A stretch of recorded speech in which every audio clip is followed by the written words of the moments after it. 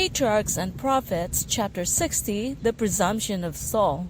This chapter is based on 1 Samuel 13 and 1 Samuel 14. After the assembly at Gilgal, Saul disbanded the army that had at his call arisen to overthrow the Ammonites, reserving only 2,000 men to be stationed under his command at Michmash and 1,000 to attend his son Jonathan at Gibeah. Here was a serious error. His army was filled with hope and courage by the recent victory, and had he proceeded at once against other enemies of Israel, a telling blow might have been struck for the liberties of the nation. Meanwhile, their warlike neighbors, the Philistines, were active. After the defeat at Ebenezer, they had still retained possession of some hill fortresses in the land of Israel, and now they established themselves in the very heart of the country. In facilities, arms, and equipments, the Philistines had great advantage over Israel. During the long period of their oppressive rule, they had endeavored to strengthen their power by forbidding the Israelites to practice the trade of smiths, lest they should make weapons of war. After the conclusion of peace, the Hebrews had still resorted to the Philistine garrisons for such work as needed to be done. Controlled by love of ease and the abject spirit induced by a long oppression, the men of Israel had to a great extent neglected to provide themselves with weapons of war. Bows and slings were used in warfare, and these the Israelites could obtain, but there were none among them except Saul and his son Jonathan, who possessed a spear or a sword. It was not until the second year of Saul's reign that an attempt was made to subdue the Philistines.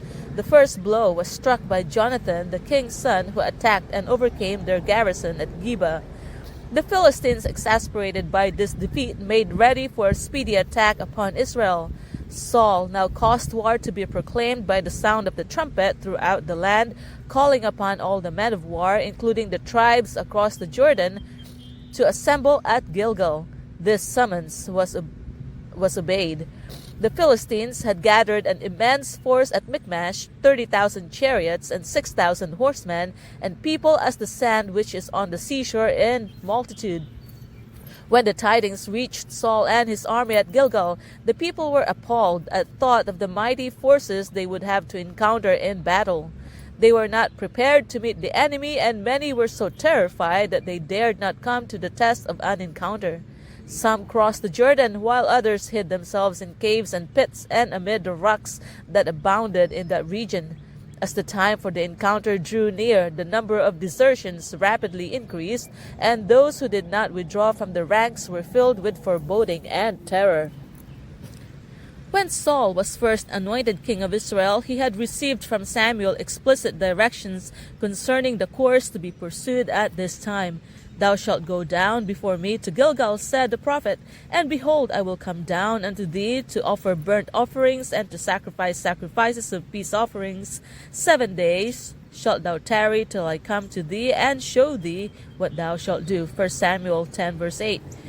Day after day Saul tarried, but without making decided efforts toward encouraging the people and inspiring confidence in God. Before the time appointed by the prophet had fully expired, he became impatient at the delay and allowed himself to be discouraged by the trying circumstances that surrounded him.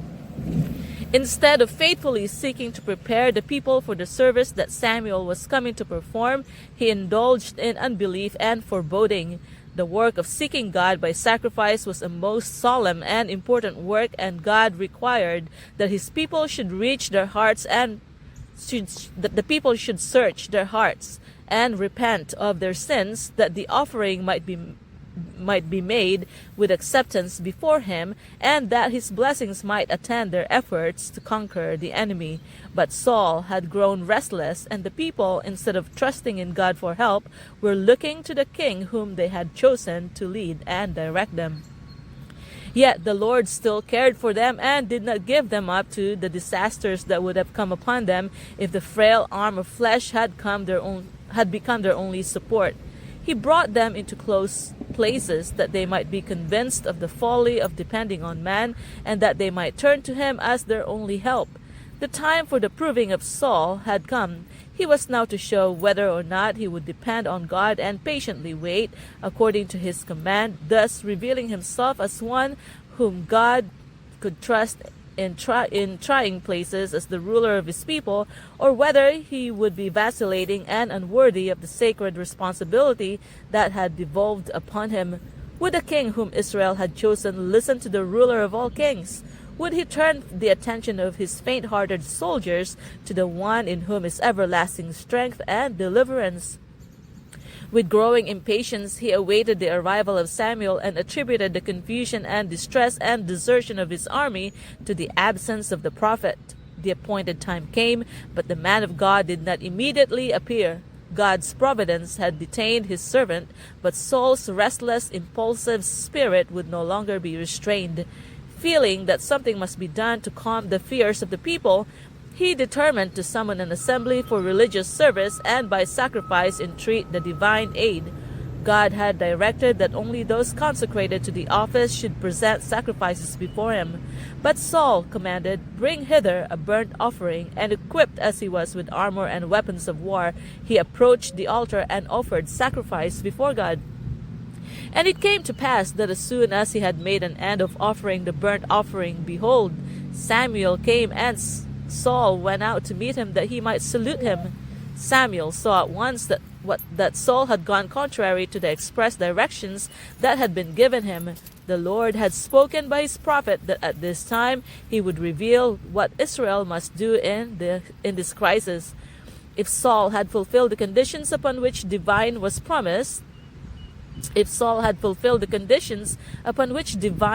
was promised, the Lord would have wrought a marvelous deliverance for Israel with the few who were loyal to the king. But Saul was so well satisfied with himself and his work that he went out to meet the prophet as one who should be commended rather than disapproved. Samuel's countenance was full of anxiety and trouble, but to his inquiry, "What hast thou done?" Saul offered excuses for his presumptuous act. He said, "I saw that the people were scattered from me, and that thou camest not within the days appointed, and that the Philistines gathered themselves together at Michmash. Therefore said I, the Philistines will come down now upon me to Gilgal, and I have not made supplication unto the Lord. I forced myself therefore, and offered a burnt offering." And Samuel said to Saul, "Thou hast done foolishly. Thou hast not kept the commandment of the Lord thy God, which he commanded thee. For now would the Lord have established thy kingdom upon Israel forever.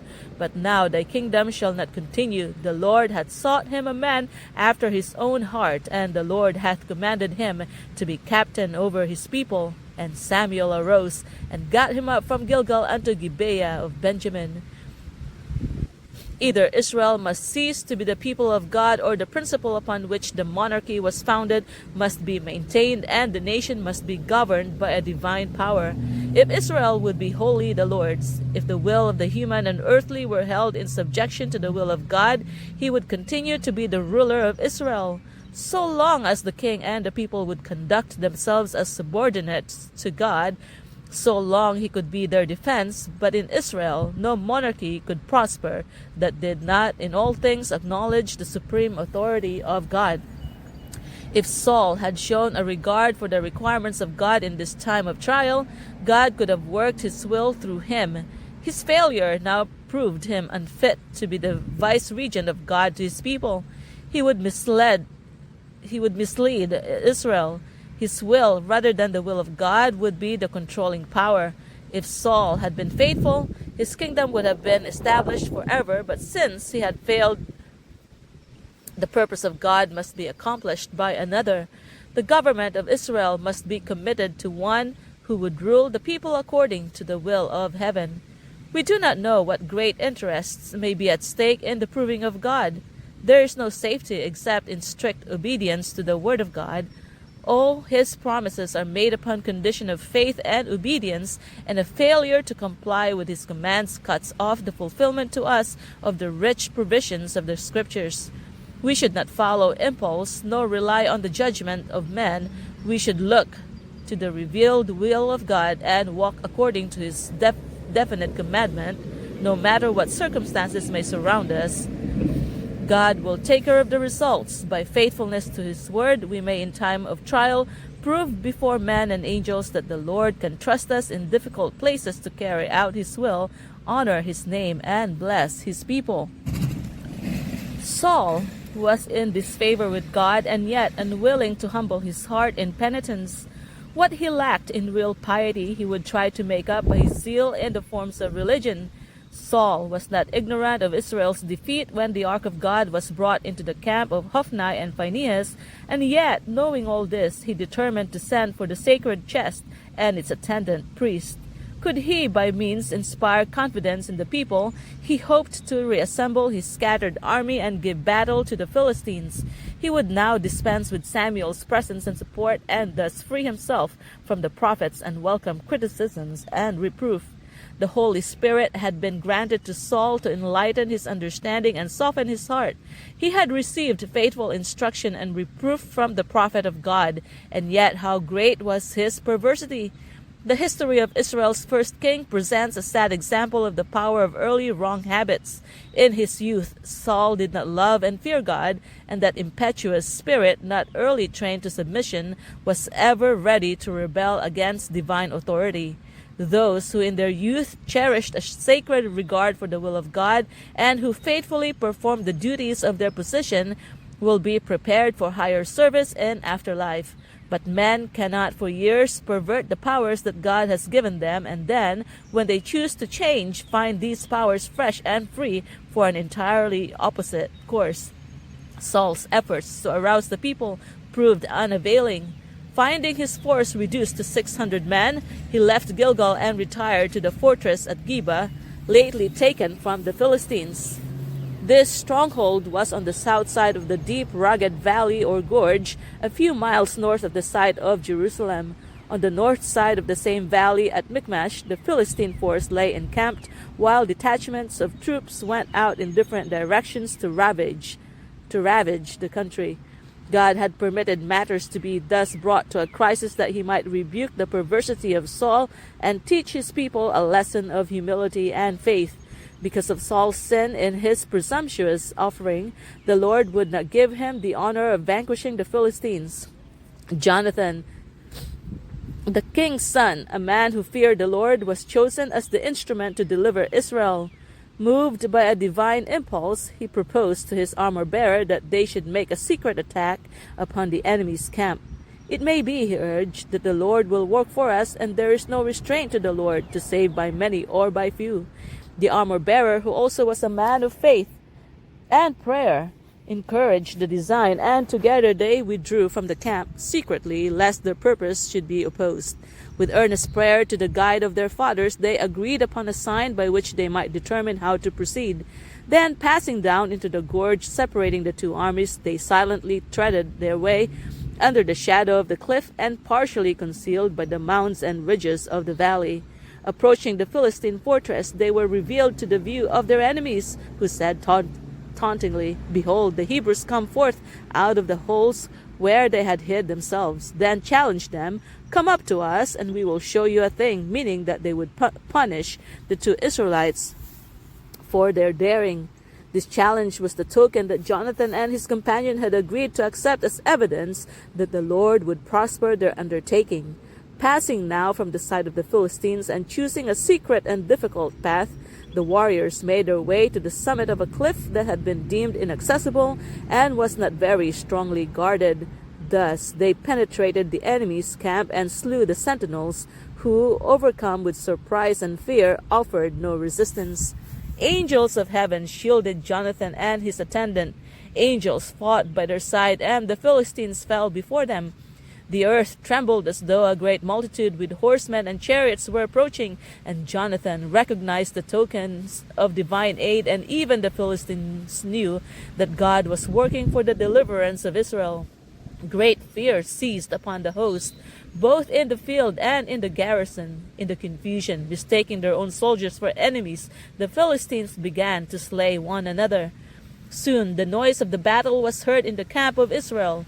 The king's sentinels reported that there was great confusion among the Philistines and that their numbers were decreasing. Yet it was not known that any part of the Hebrew army had left the camp.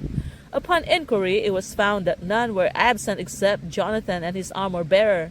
But seeing that the Philistines were meeting with a repulse, Saul led his army to join the assault. The Hebrews who had deserted to the enemy now turned against them.